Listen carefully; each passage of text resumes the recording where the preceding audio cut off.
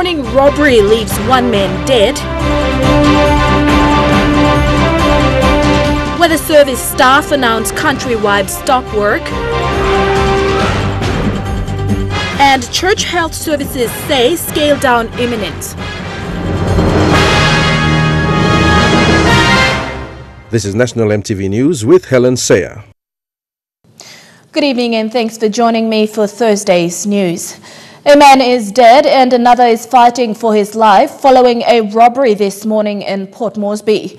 NCD police say an undisclosed amount of cash was taken away by the gang. An eyewitness told EMTV News the suspects were fully armed during the shootout. At around 8:30 a.m. this morning, two employees of Fortune Club were making their way to the bank to deposit money collected over the festive period. Driving out of the club premises, an eyewitness said the two were shot by suspects who were in another vehicle.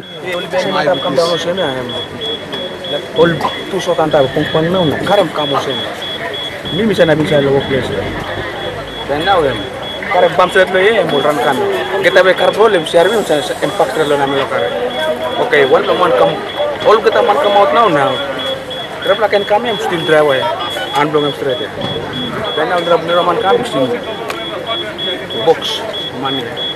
Then I'm going to get away. Take off. The Fortune employees received bullet wounds and could not drive any further, eating cars parked near the Gala Industries. The thugs drove to the pair, firing another shot at the driver and critically injuring them before escaping with an undisclosed amount of cash. The public moved in as soon as the suspects took off. Police arrived at the scene about 10 minutes later. The injured were assisted by the public before being transported to the hospital for treatment. NCD Metropolitan Superintendent Pero Drano says police believe the robbery was carefully planned. He says CID officers have begun initial investigations into the incident. The owners should be more security conscious in what they want to do, especially with large amount of money like that. I'll be too pleased to support or to send police support to escort people to do their banking if we are informed about it and all these things. But it's unfortunately happened, and our police officers are, as we speak, are investigating that case. When contacted, the Fortune Club management decided not to speak to the media but await police investigation. The robbery is the first for NCD in 2018. Jack Lapalva Jr., National EMTV News. Police in Port Moresby have completed the first stage of investigations into the Erima killing that occurred in early December 2017. NCD Metropolitan Superintendent Pero Indrano says empty bullet shells from that crime scene have been submitted for ballistic testing. On 17th December 2017, a young man was allegedly shot and killed by police near the Erima Bridge. Initial police investigations began on 18th December 2017. The unit allegedly involved was identified and police statements collected. Now 3 weeks on, and the NCD Metropolitan Superintendent is pleased with the progress on the investigation. For Erima shooting, yes, we've done well. We've done well with that one. The short, we have 3 months to investigate any case, and within the first month, we are already doing very well on it. This is one of the many alleged police killings in Port Moresby in 2017. It has created more concerns on the unlawful use of firearms by police officers. However, because of the limited resources in the Police Science and Forensic Unit, the team will take some time to complete the report. Now, my only fear is that the ballistic test is it's going to take a while because they have to do different tests, and given the limitation of the resources we have, it might take a while. But to look at it in a normal way, I think we're doing very well in the investigation to the Erima shooting. Thekla Gunga, National, MTV News. Police in Manus have arrested a 21-year-old man in relation to an armed robbery incident involving a refugee. The suspect from Tong Island was charged yesterday. Police allege the prime suspect and the other two held up the victim from Bangladesh and stole a Samsung Galaxy phone and 600 kina cash. The incident occurred on December 18, 2017, when the victim was returning from his medical checkup at the Lorengau General Hospital. Provincial Police Commander Chief Inspector David Yapu says the identities of two other suspects are known to police. Employees of the National Weather Service are planning to reinforce a nationwide strike come close of business tomorrow. This comes after they claim the Transport Department failed to keep its verbal promise to address the employees' outstanding salary grievances in this fortnight. In a statement released this afternoon, the National Weather Service will proceed with the industrial action to stop work, claiming the Transport Department had failed to address the employees' grievances. On December 20th last year, the National Weather Service put the nationwide strike on hold for 2 weeks after a verbal assurance from the Transport Secretary to fix salary discrepancies, considering the safety of the travelling public during the festive period. This was after a discussion with the Public Servants Reconciliation Attribution Tribunal. And today was the deadline, with employees claiming not receiving what they were promised in the first pay period for 2018.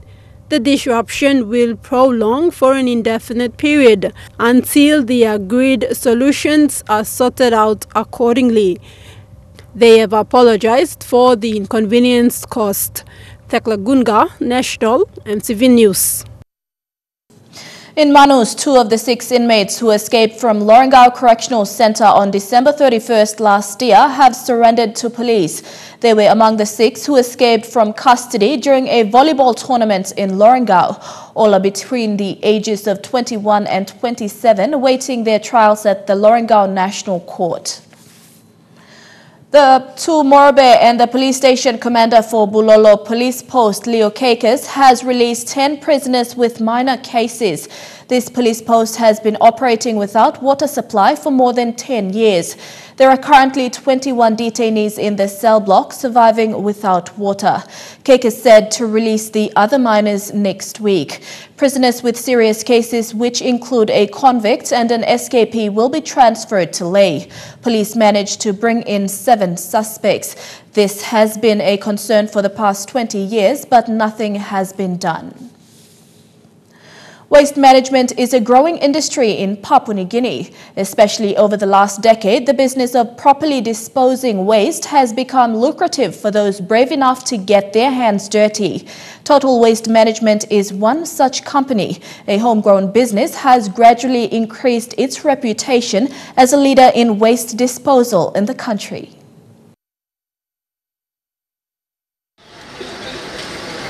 In Papua New Guinea, as in many other developing nations, the amount of waste generated by the population has increased substantially in recent years.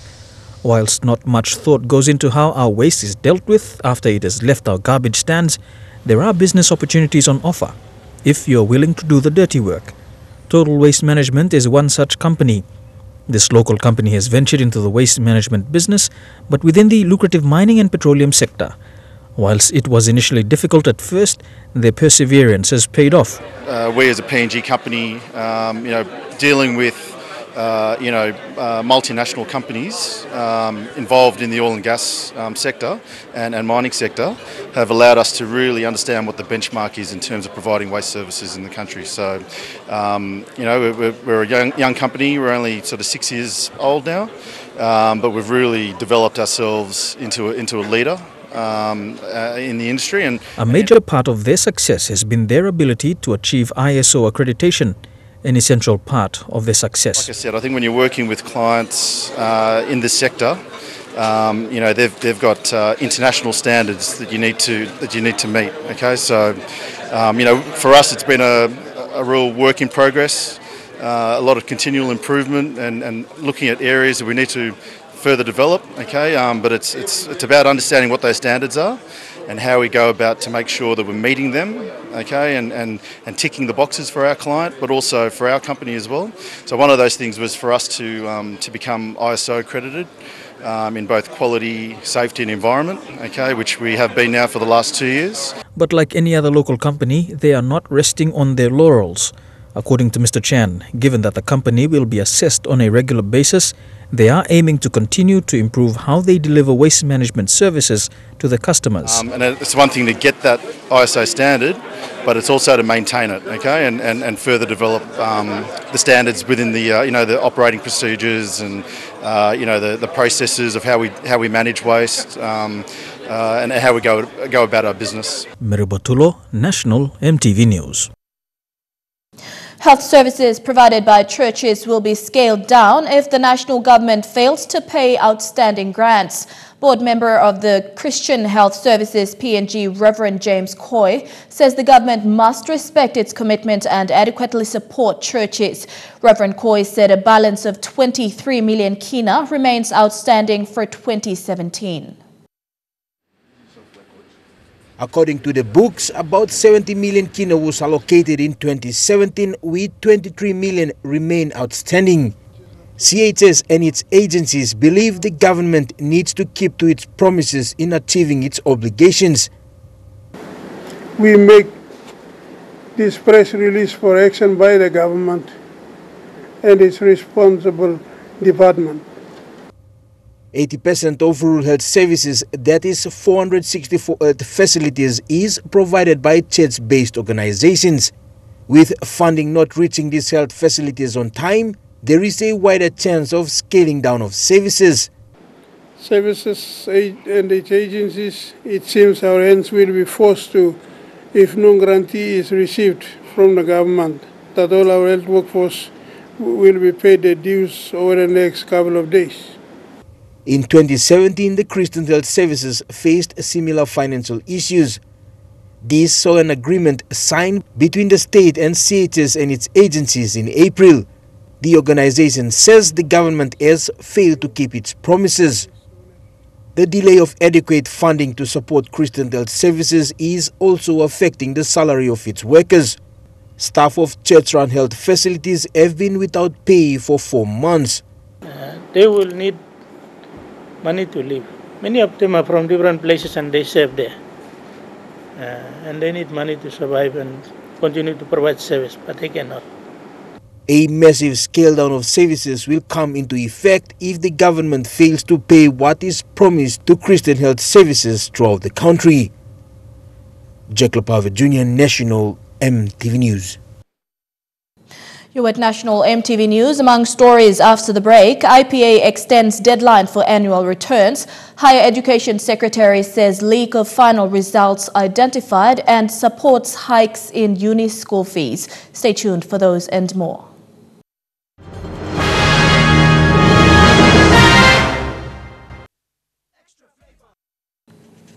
Welcome back. The Papua New Guinea Investment Promotion Authority today has announced the extending of the deadline for annual returns to January 19th. Businesses who lodge their returns after this date will pay a penalty fee of 1,000 kina.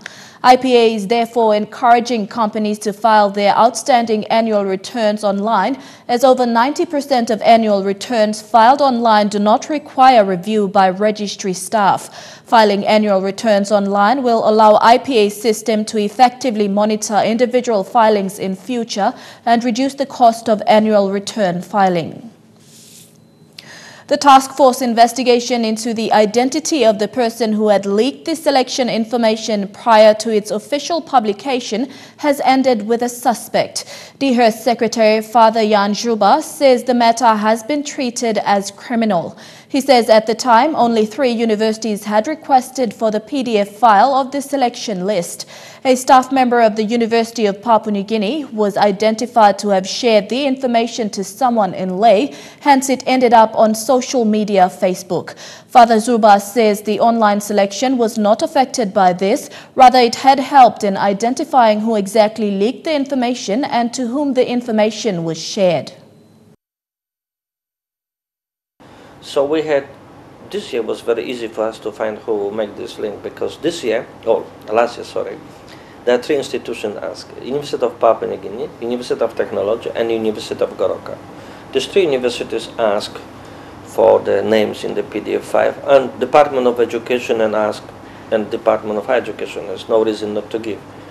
So we gave them, and one staff member, we think is the staff member from UPNG, link the information to somebody in lay, and unfortunately this should not happen, and this will not happen next year.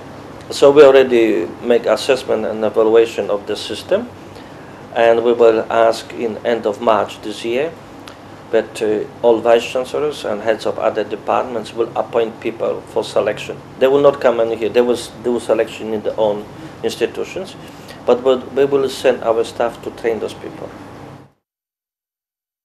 The Higher Education Department still maintains that IBSU is not a recognized university that should be operating in the country.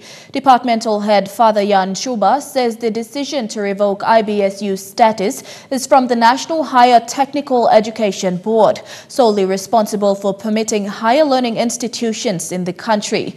And as department, they only facilitate. Meanwhile, Father Jan was disappointed that IBS Group had not invited him or an officer from the department to the IBS parents and students meeting with the media yesterday.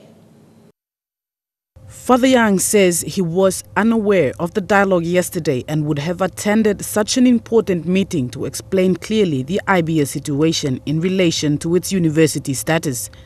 He says parents must clearly understand the situation before they make decisions. The spokesperson, was a lady. She was in charge of students' administration and student services. She mentioned that the Institute of Business Study follows all the laws and policies, and they don't understand why the department is questioning. The other statement was just made that we did not communicate to IBS. In 2013, IBS applied for the university status and they failed in 2013. And at that time they were advised that they were given 3 years to fix those issues and reapply again. And the deadline was 30 of October 2017. So between 2013 and October 2017 they had 3 years to reapply. They chose not to do it. So what they did, they asked Francis Marus, he was the Minister for Higher Education, and he declared them as a university, which is legally wrong. But let me say what the department did. The department wrote a letter to Mr. Edward Silva on June 13, 2017, subject recognition of IBS as a university. In this letter, as you can see, we pointed out all the procedures which took them from our Higher Education Act. On the institution status, the DHES secretary says IBS can only now operate as a TAFE college as registered under IPA. They cannot operate as university because the National Higher Technical Education Board does not recognize it. And the National Higher Technical Education Board met in December 6 and make the final decision. And the decision is like that. The National Higher Technical Education Board is not recognizing Institute of Business Study as a higher education institution. Thus, IBS will not be sitting in the 2017 national selections with other registered higher education providers due to the fact that IBS registration under the Act has expired in October 30, 2017. And the board asked me to write a special letter, and I wrote the second letter, December 11, concerning this matter. And in this letter, I just took the final decision of the National Higher Technical Education Board, which is the only authority in our country which registers institutions of higher learning. Penalty for an institution to operate as university without being accredited is a fine of 250,000 kina and be forced to shut down. Because my letter, which has 5 pages, dated June 13, clearly spell out They confirmed receiving of my letter in June 23rd, requesting me to leave this matter at rest, not to touch. So this is very unprofessional. So I responded to the letter on the 23rd of June. My letter is dated June 28, which I highlighted again what they have to do to get recognition as an institution of higher learning or as a university. The DHES secretary also offered necessary steps for IBSU to take.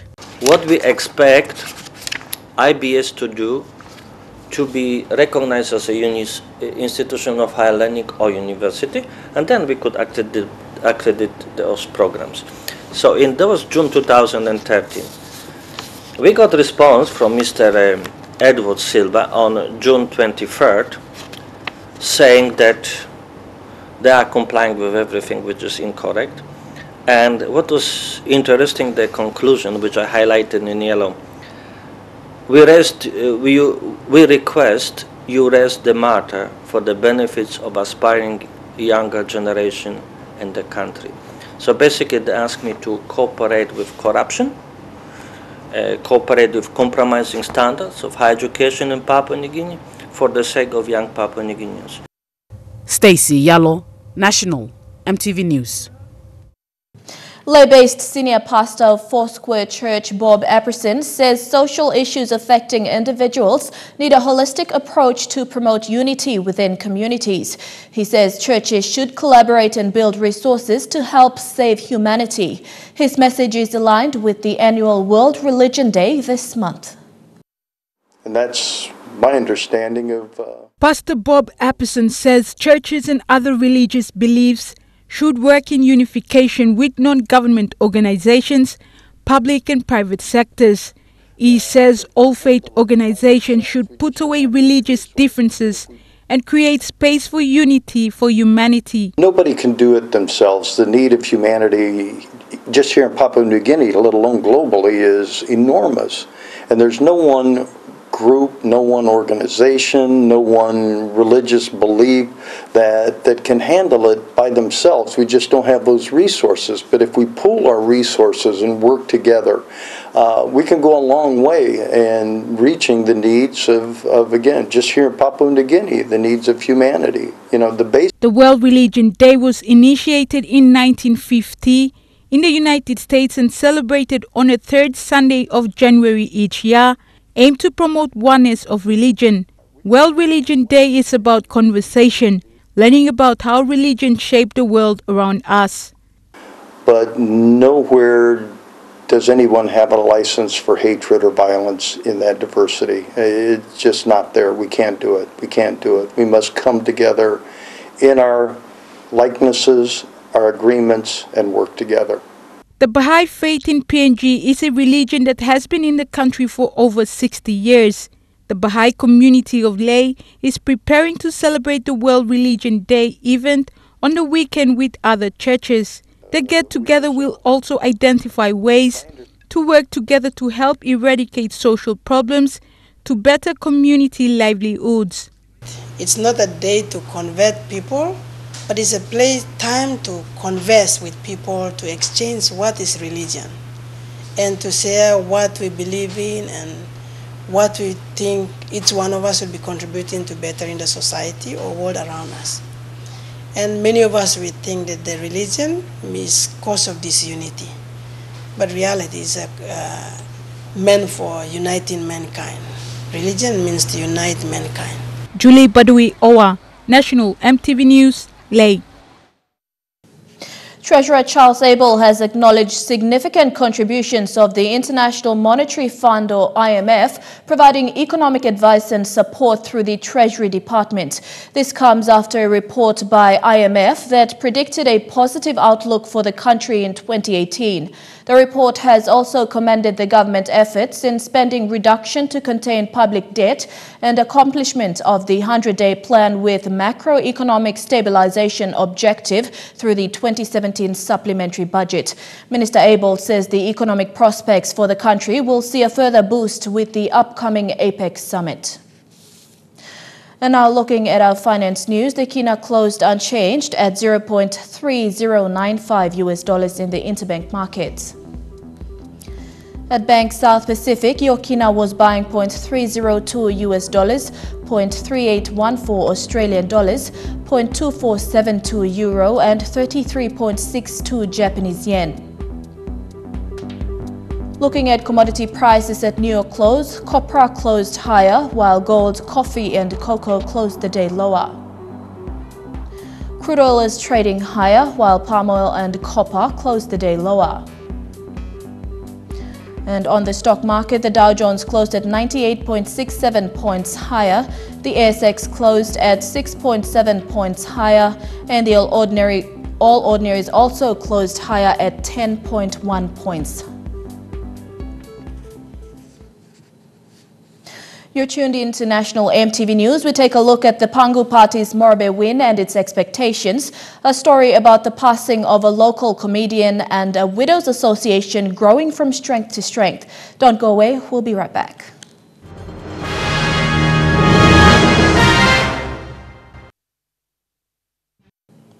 Welcome back to the news. Results of the national elections in Moresby province showed a clear choice for Pangu leadership. Of the 10 seats contested in Moresby, the Pangu party, led by Sam Basil, managed to occupy 7 seats, including the governor's post. The party rallied support from all districts, especially from rural areas. Now that Pangu Moresby is part of the government, Morebians are expecting an increase in service delivery for the next 5 years. The Moresby province proved to be a Pangu stronghold during the 2017 national general elections. The party, led by Sam Basil, rallied support from all districts, especially from the remote parts of the province. Pangu nominated 10 candidates to contest the 10 seats in the province. The first seat to be declared was the Makam Open, where Pangu candidate Connie Iguan won by 12,337 votes.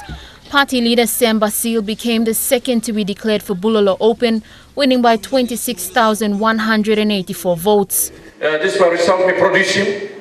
Me give him service na people behind him. Na only amamas na put him back.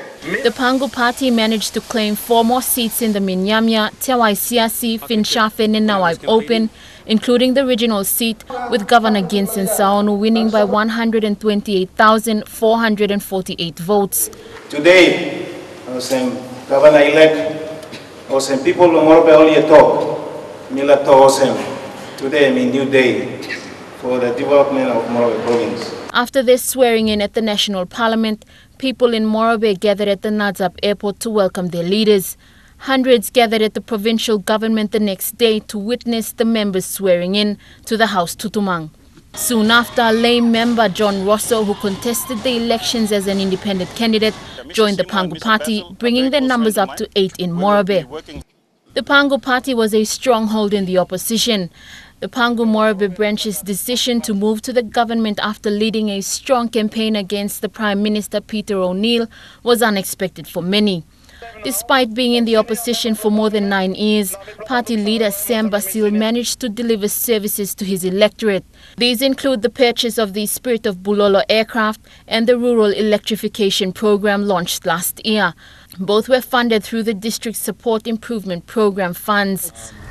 We prop up the little economy of Wow. We want the spending power here so people can come, spend a night here, buy a ticket and go to their villages in Warrior.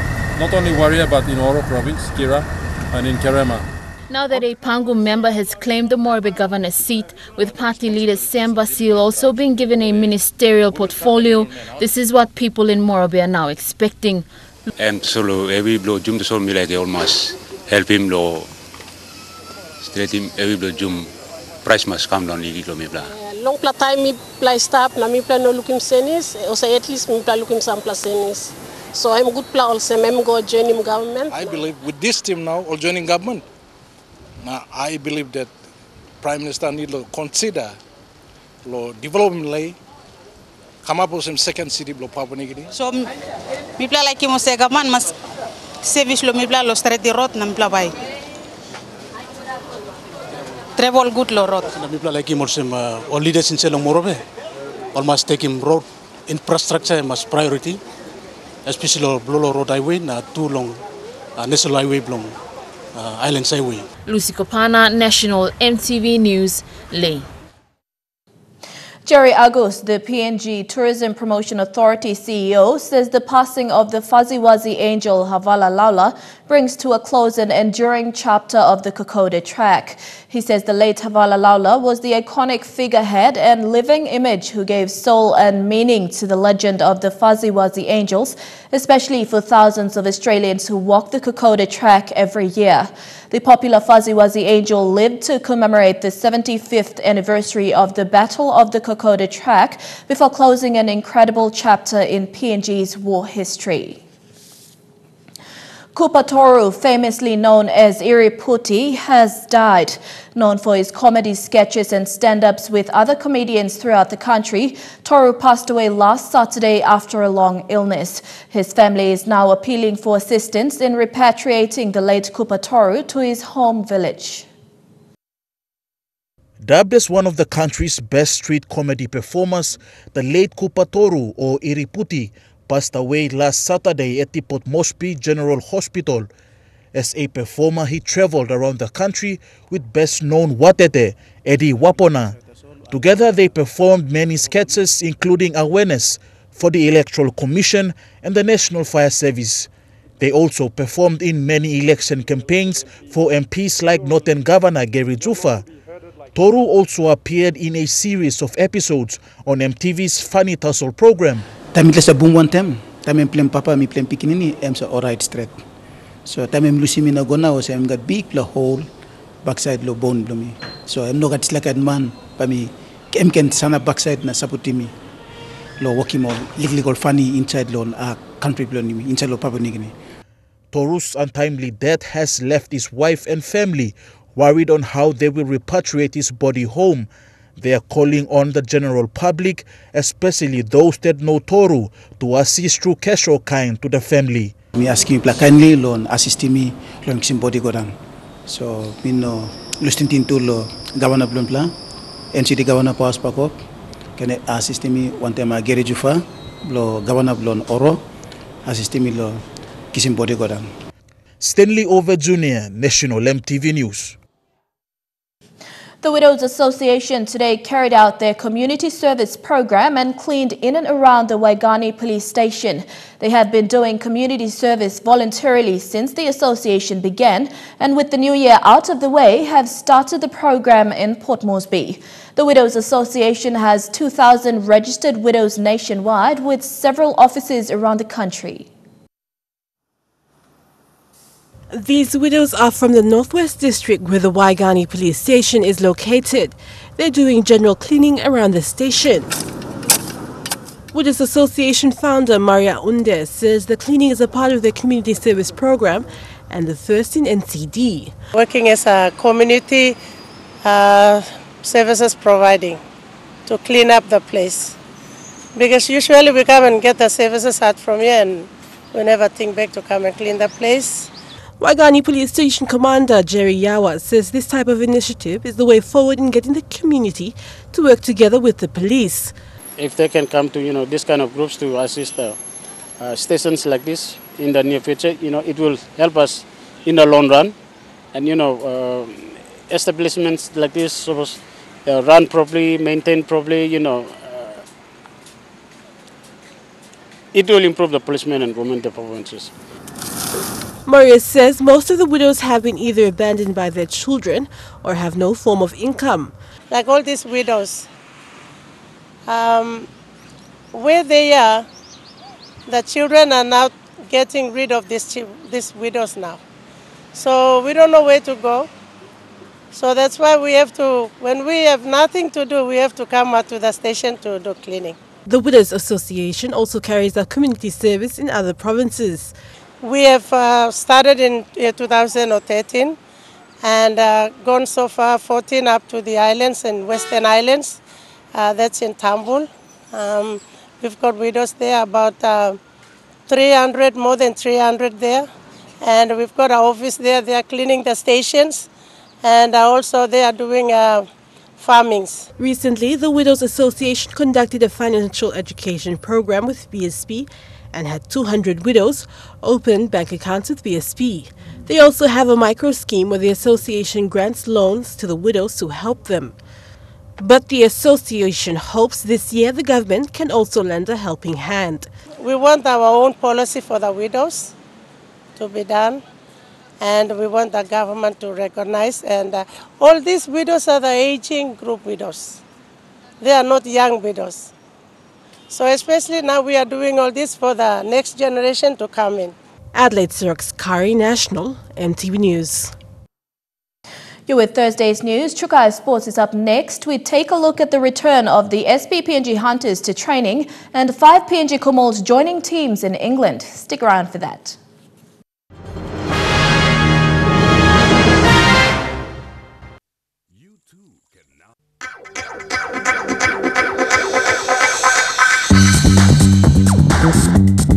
Trukai Sports.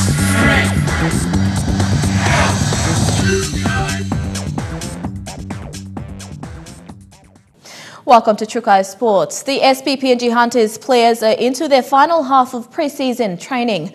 Among them are players who competed in the Rugby League World Cup.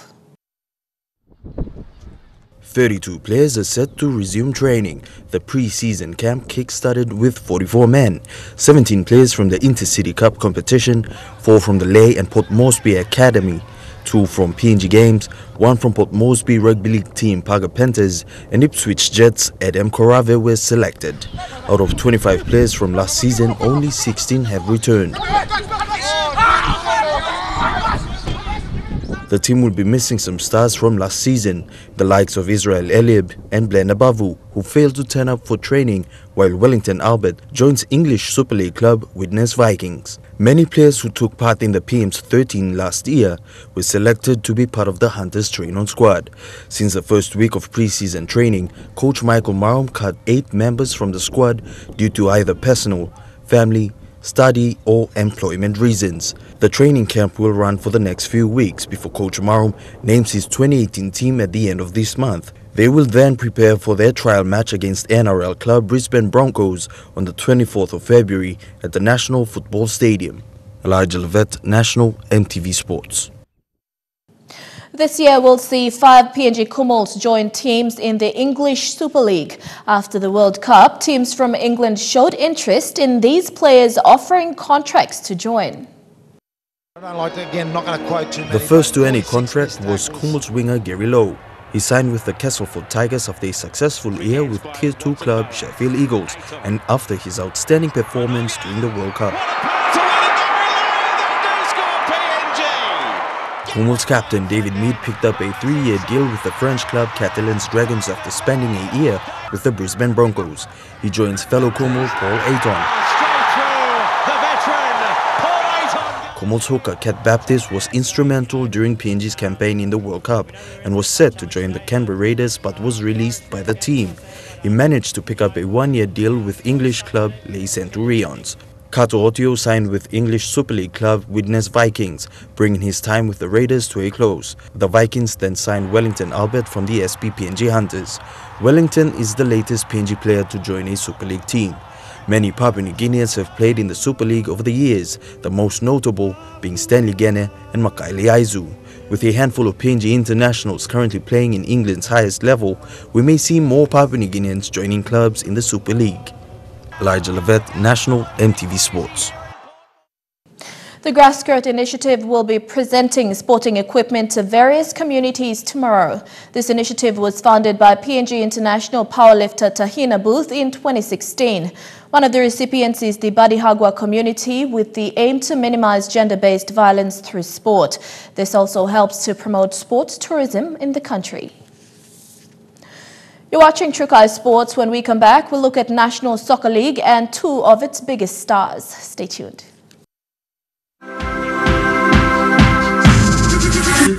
Trukai Sports. Welcome back to Trukai Sports. To football, Papua New Guinea Football Association will have a busy competition schedule for the year 2018 with a number of international meets, including the biannual FIFA Under-20 Women's World Cup.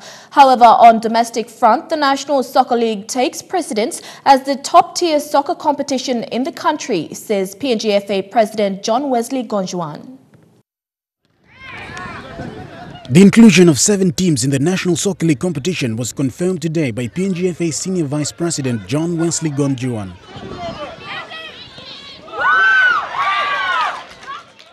Confirmed Lay City Dwellers, formerly known as Lay City, but now they are known as Toti FC, FC Moresby, Besta, United FC. We also have Medang from Medang Football. From Medang, we also have Buang from Agen, who is based in Lay.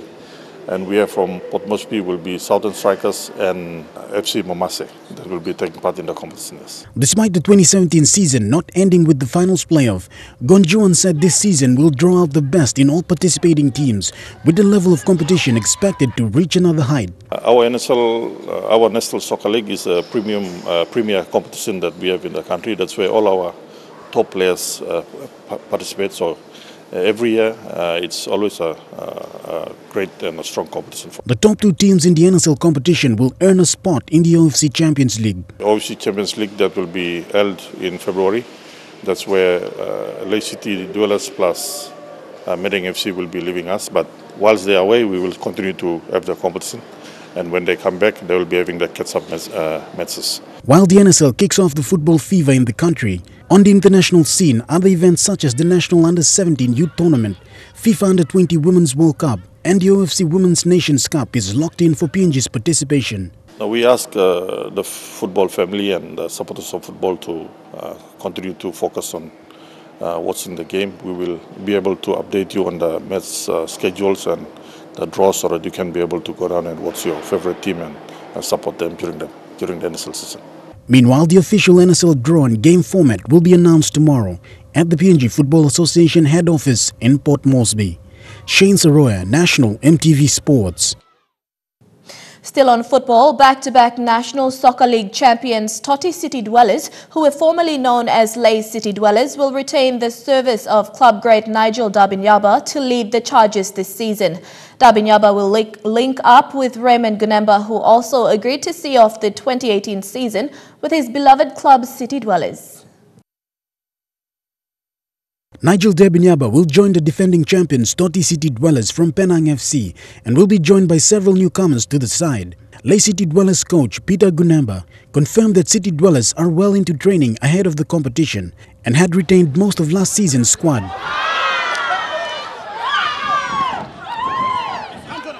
Dwellers' dynamic duo Raymond Gunemba and Nigel Dabinyaba will don the Lay City colours once again. Both men have been granted release from their international clubs to compete at home, but will both have to return after the season ends. They will be competing again this year. They are preparing themselves from the rumours that we have had. They are doing some major recruits to upgrade the team, also on the field and off the field also. 3 new faces expected in the Lay side includes Pom-based Clement Willis and Solomon Imports former Hekari utility Tanito Tutizama and Andre Langaria. Both Willis and Langaria are currently in camp, while Tutizama is expected to join the club later this month. A lot of interest within PNG and also outside of PNG, and having Solomon Island players coming and joining NSL will also boost the interest out in Solomon Islands for our NSL. 2 friendly matches scheduled for this Saturday in Lay. Medang FC to face FC Moresby at 3 p.m, while Toti Dwellers to take on Besta PNG United, which is set to be a thriller for the fans up in Lay. Shane Saroya, National EMTV Sports. And that's a wrap for Trukai Sports. Up next, the weather details for tonight and tomorrow. Stay tuned. Trukai Sports.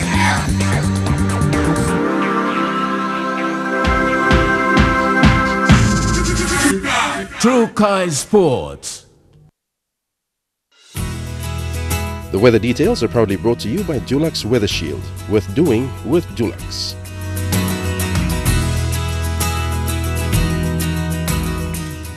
Weather forecast for tonight and tomorrow in the southern region, a shower or 2 in all centers.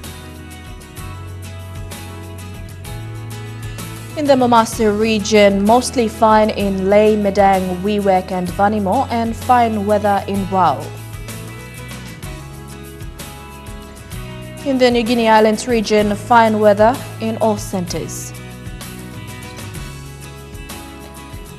And in the Highlands region, brief showers, then morning fog in all centres.